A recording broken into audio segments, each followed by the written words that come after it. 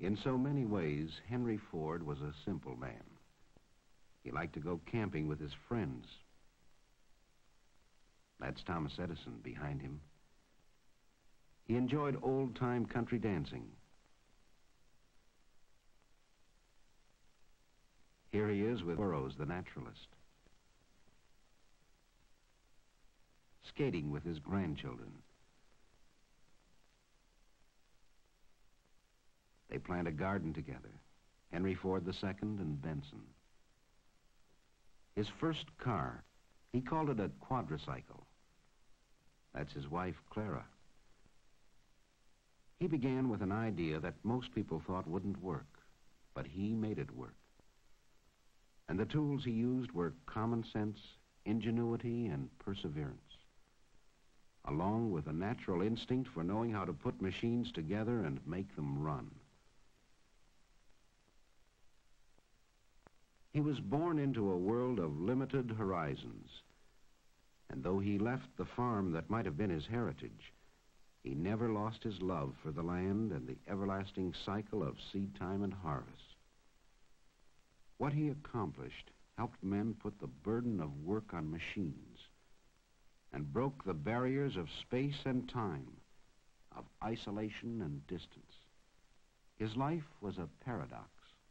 While his mechanical genius helped to change forever the lives of people everywhere, he sought to preserve in some permanent form a record of the world around him and his ever-widening interest in it. He collected buildings the way others collect stamps and put them in a village where time stands still.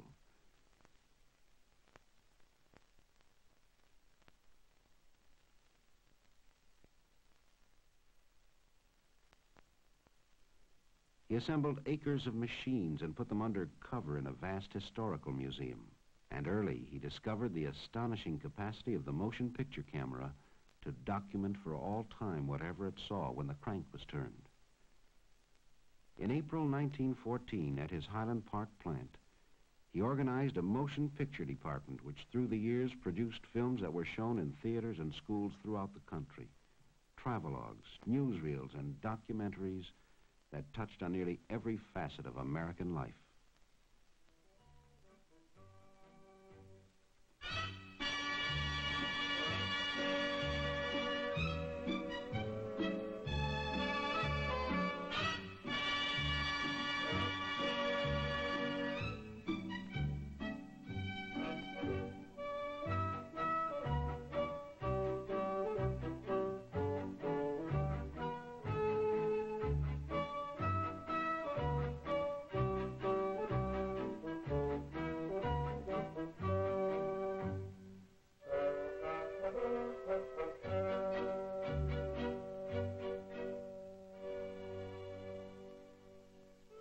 This is the way the country looks in the years before the First World War. Rich, rolling, but often inaccessible. The man on the farm works as his forefathers have. It's a hard life for man and beast.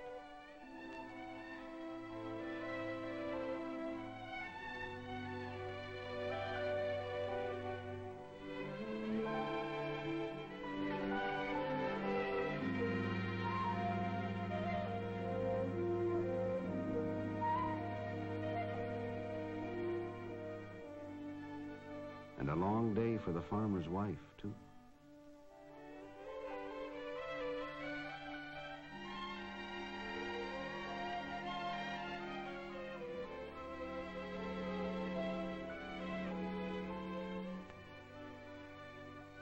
Many a quiet evening at home, because there's no place to go and no light to read by. A man thinks twice before he goes to market on roads like this.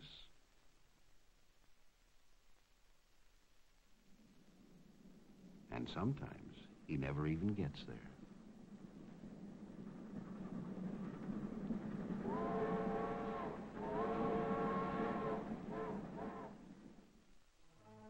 It's a long walk to school on a muddy road. More fun to go by sleigh in the winter. During recess, there's time for a snowball fight. Of a climb up the old elm tree, if you've got the spunk for daring deeds like this.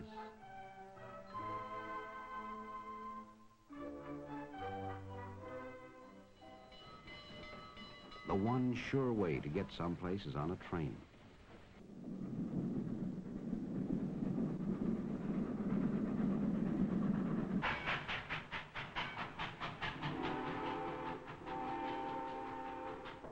But you can only go where the tracks go.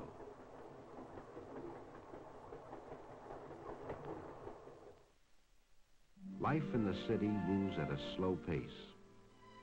This is Pennsylvania Avenue in Washington. No trip to the Capitol is complete without a tour of the White House. President Wilson lives here now. The East Room, with its chandeliers and shiny floors.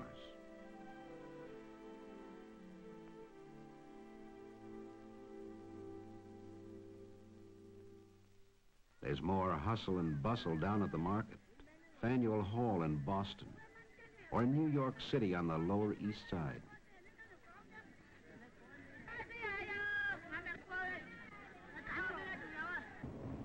Always plenty to do and see in the big town. Ride the elevated train, all the way from the Battery far uptown.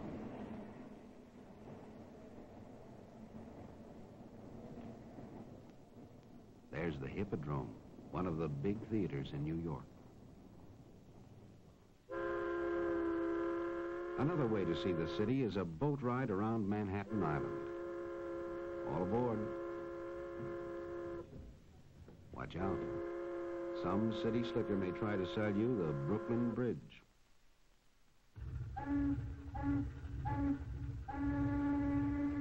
We're passing the Battery with its famous aquarium. There's a Navy cruiser at anchor.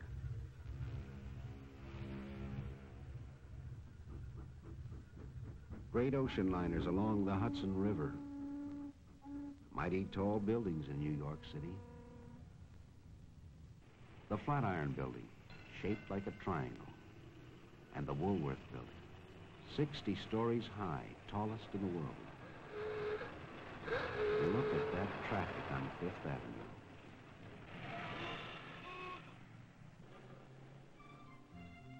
Kind of peaceful over on Riverside Drive.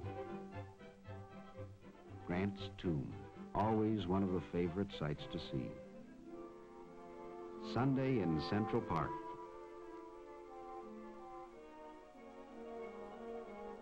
There's no place like it for a leisurely stroll or a boat ride on the lagoon.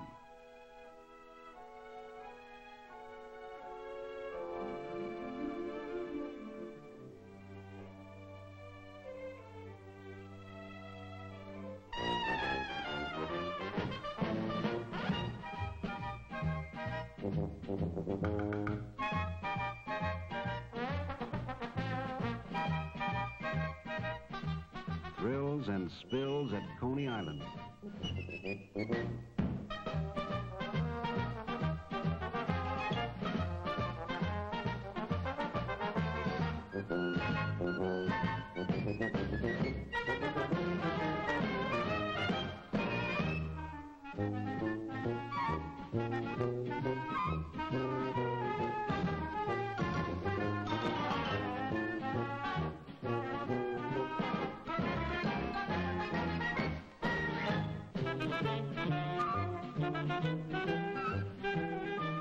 They say some folks even get wet if the water's warm enough.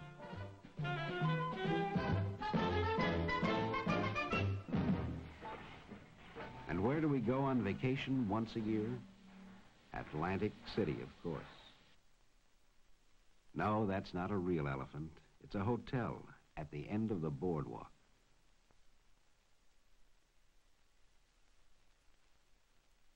Look, they're waving out the elephant's eye. The Atlantic Ocean, and a few hardy acrobats. Most of the time, we'll stroll along the boardwalk or ride along in the rolling chairs.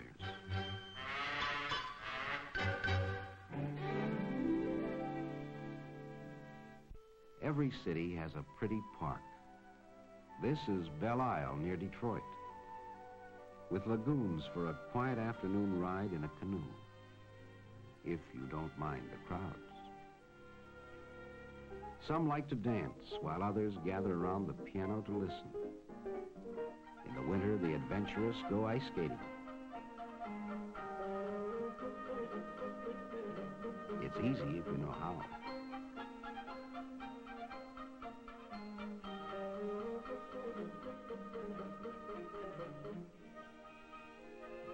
For the really daring, there's nothing like the thrill of an ice boat on a clear, cold day, or the fast track on a toboggan slide.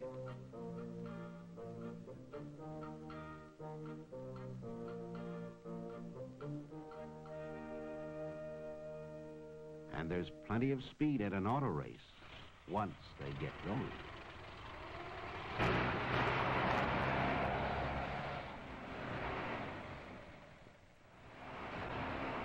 Buffalo Bill himself, William F. Cody, in his 71st year and straight as an arrow. It's 1916, and he's out on tour with his circus again. Indian war dances and bucking broncos.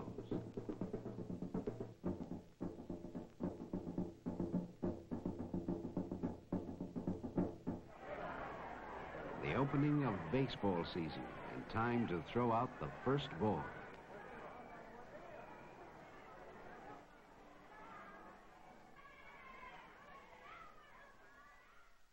Snapshots of other people we know. John Burroughs, the naturalist, waves to admirers. Luther Burbank, an expert in horticulture. In his experiments, he's removed the spines from the cactus. Says it's good to eat, too. We'll take his word for it. Thomas Edison in San Francisco in 1915.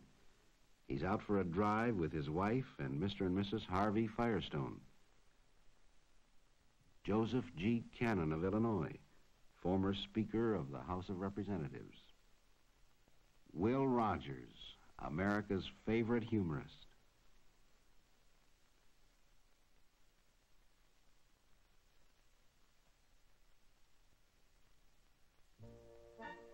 Out west, a few hardy souls visit Glacier National Park.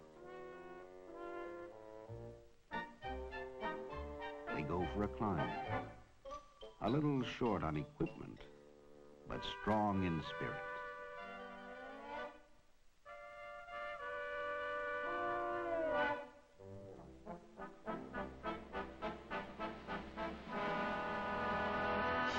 The view is worth the effort, so they say.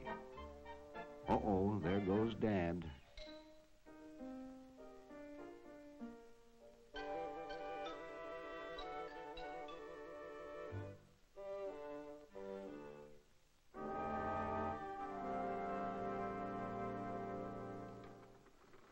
It's not all play.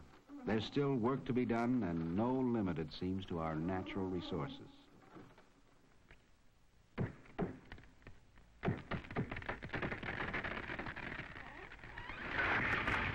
The cameraman can't resist his little joke. You see a lot of women in the factories now. These girls are making footballs.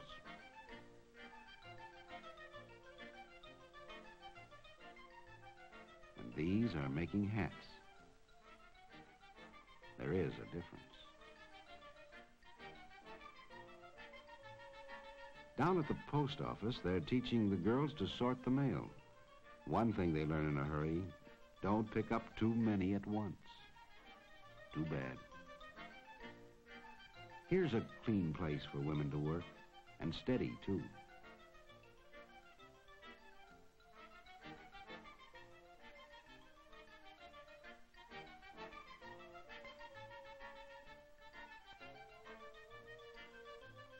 Some men change their collars twice a week.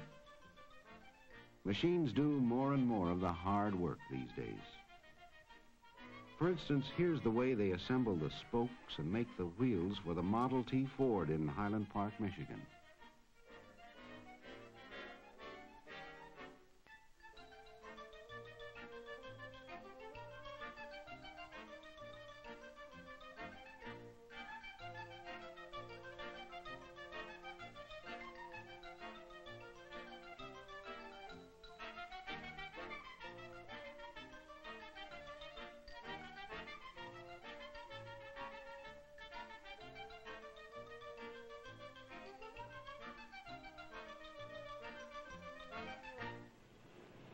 8-hour workday ends and the men go home, mostly by trolley.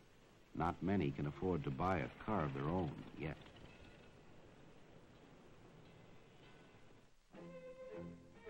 These men went home long ago, when the war between the states ended. But the hardy survivors, both blue and gray, still meet together once a year to renew old acquaintance. It's 1917, and they're camped at Vicksburg, Mississippi.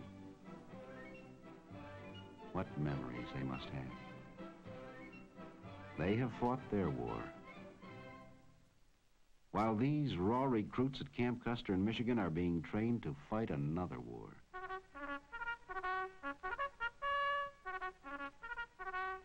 The call goes out and youth responds enthusiastically.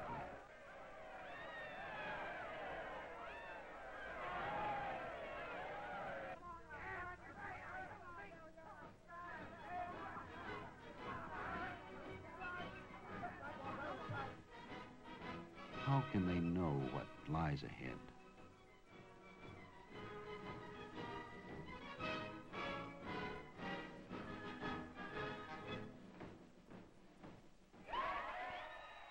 Just a year ago, we re-elected Woodrow Wilson as president. Now we're in a war we hope to avoid, but we're confident he'll lead us to victory. The mood of the nation changes. We talk about Liberty loans and Liberty cabbage. Food will win the war, and Uncle Sam needs you. Old heroes are popular again. Here's Theodore Roosevelt, surrounded by crowds wherever he goes. Everything's just bully. And there's a parade in every city and town.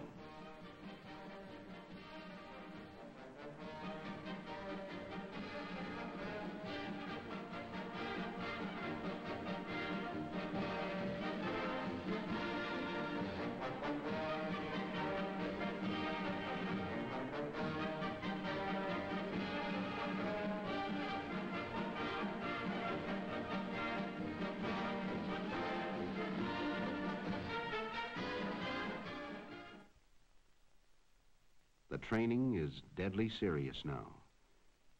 And we're learning to pronounce names of places we've never heard of before.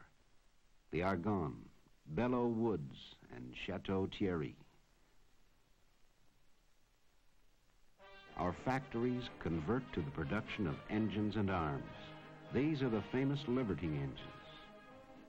She's doing her bit. Here's a certificate for buying $500 worth of Liberty bonds. Henry Ford receives a Navy contract to build Eagle boats. Here he is in Washington with Josephus Daniels, Secretary of the Navy. Using the technique of the automobile assembly line, the hulls of Eagle boats are riveted together at Ford's new River Rouge plant.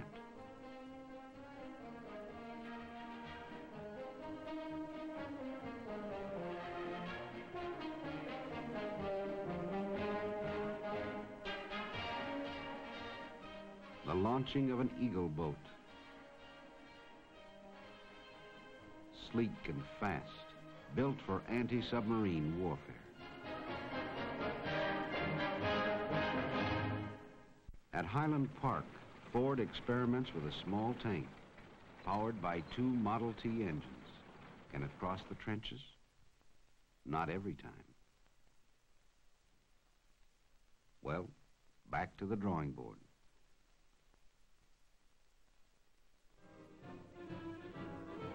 The city of Detroit turns out to say goodbye and good luck to those who go to fight in foreign fields.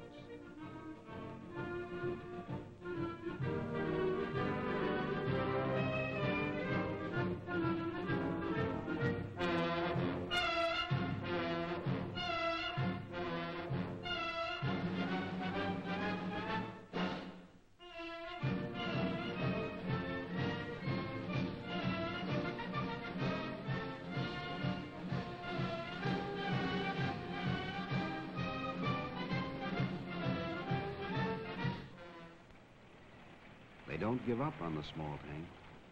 Maybe those skids in back will help. going great.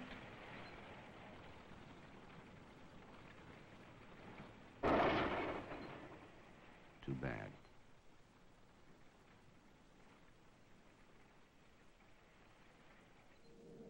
Big Brother shows how it should be done.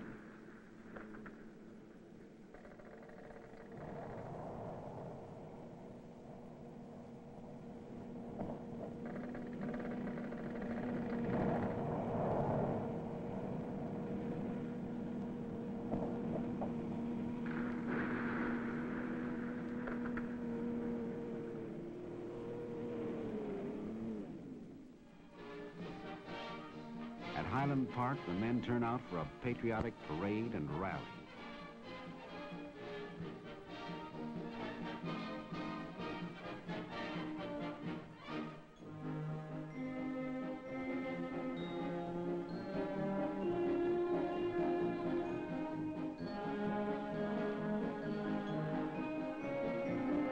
Another new weapon in this war. Not very effective as yet, but there's glory for the men who fly them. This is the first model of the Martin bomber.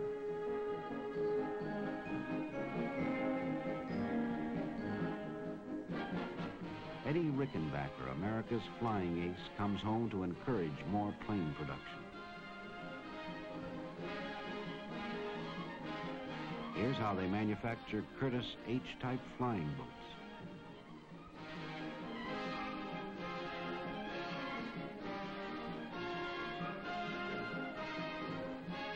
A Liberty engine.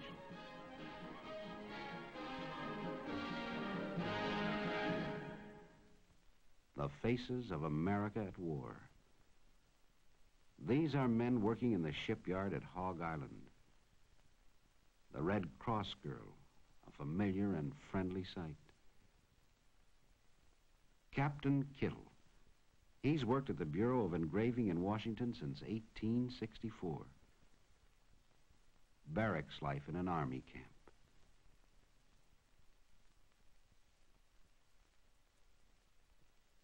More and more troop trains head for points of embarkation.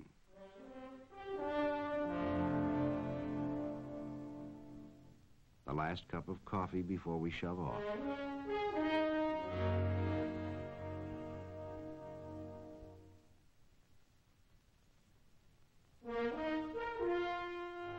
A sobering moment.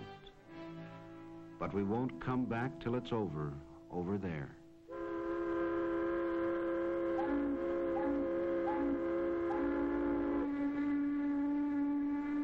Meanwhile, back at the tank test, there goes another one.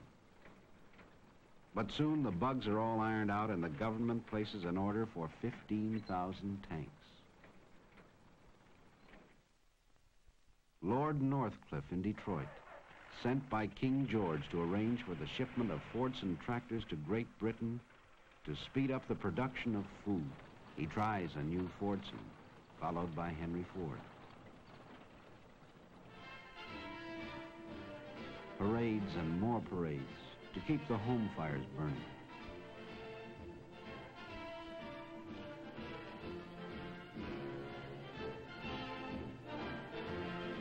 Now's the time to buy Liberty bonds so we can finish the job we've started. Keep buying them, mister. And then it's over. All over.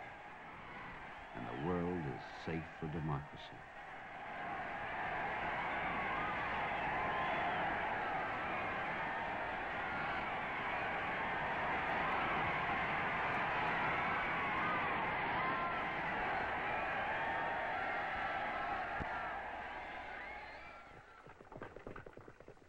One more parade in Washington. There's President Harding and General Blackjack Pershing. They're marching to Arlington Cemetery to bury the unknown soldier. Lots of changes around the country now. Seems like everyone's on the move. But we've got to do something about those roads.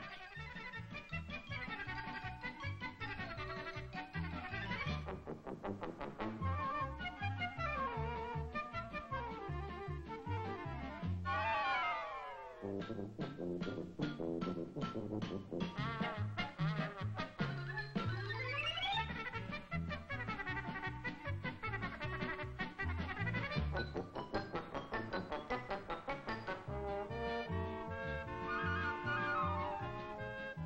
takes forever to cross a river this way.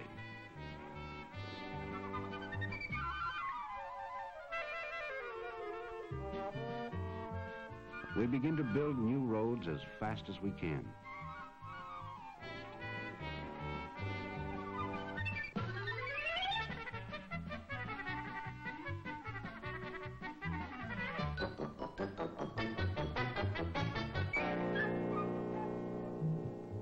Mighty smooth riding now. There's one car that takes you anywhere you want to go, the Model T. Strong, sturdy, with a will of its own.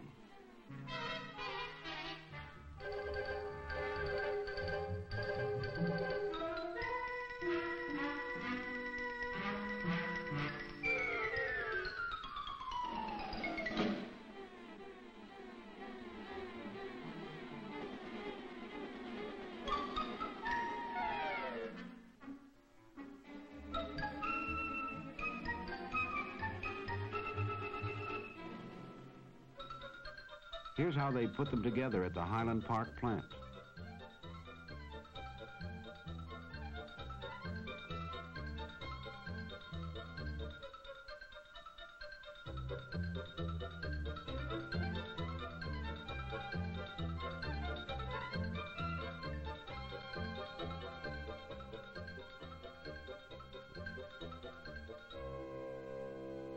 A car comes off the end of the line every 10 seconds.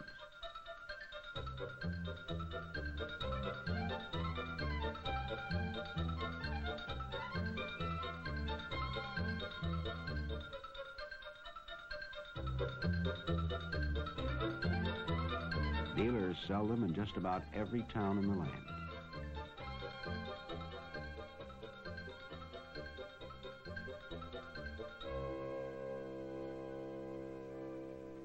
There's no end to what you can do when you own a car. No longer locked on the land, the farmer's wife can get away from the farm for a while and take the baby down the road for a visit. Trucks take over the job of moving produce to market.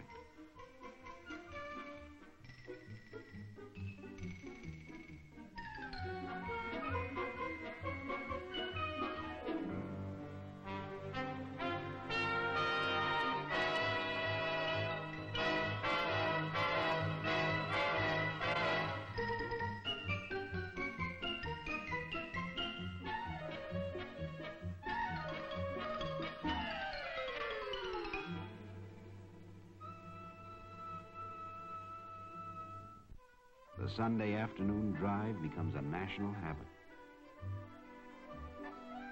This is the Columbia River Highway out in Oregon, built in 1917.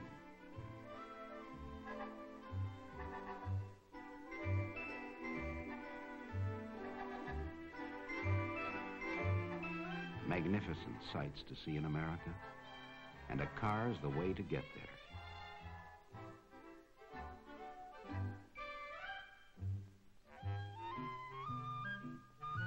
Watch, that bear is hungry.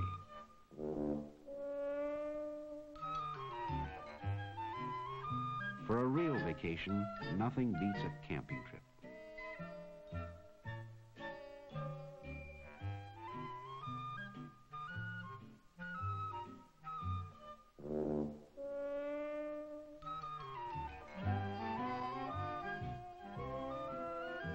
Picnics in the park or alongside the lake.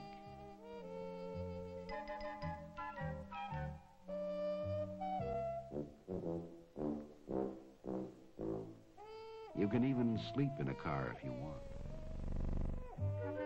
Henry Ford and his friends go camping in style. President Harding arrives to pay a Sunday visit while they're in the Great Smoky Mountains. Here he is with Harvey Firestone.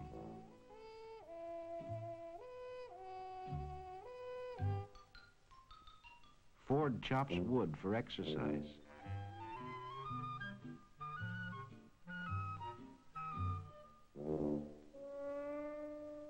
While Thomas Edison takes a snooze. Firestone offers some friendly advice.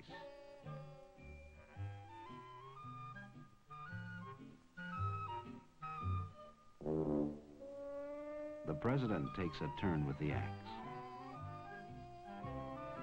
Ford, Edison, and the president read the papers.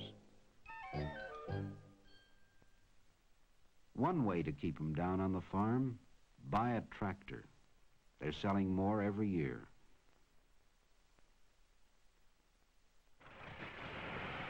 Modern equipment speeds up the work, makes it easier and more efficient, too.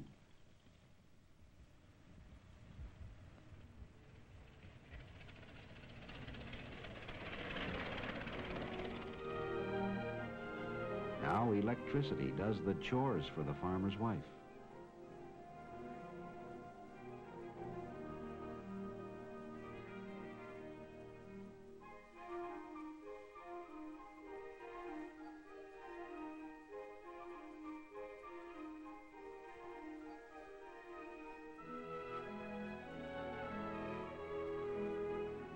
And running water wherever you want it. No more trips to the pump. And no more churning for grandmother. There's a growing problem in the cities. What to do about all the traffic? Sometimes it seems to go like this.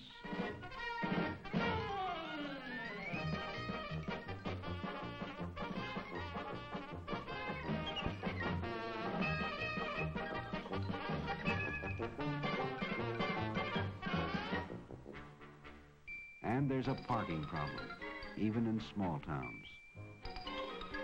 The policeman has a new responsibility, directing traffic.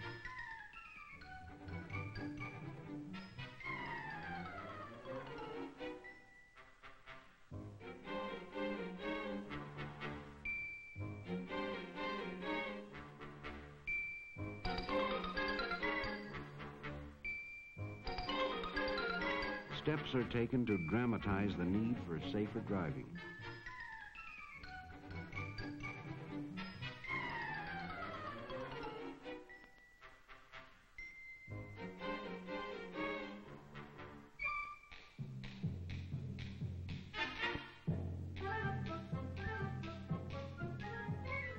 Special motion pictures show what can happen when we're not alert.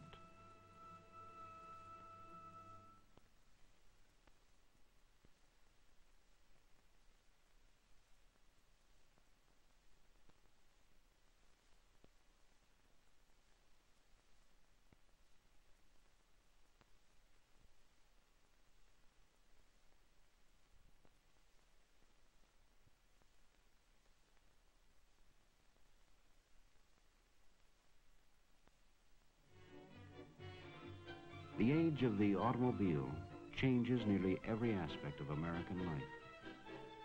The tempo quickens in city and country. No longer a luxury, almost everyone can afford to own a car. And sometimes it seems that we're all on the road at the same time. We're a nation on wheels, and soon to take to the air as a slim young man in a silver plane opens up new horizons.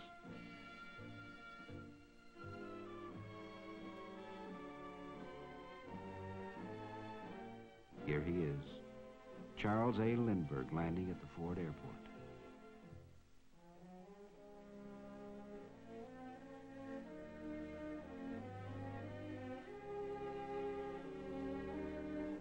Another pioneer gives us the courage to try something new.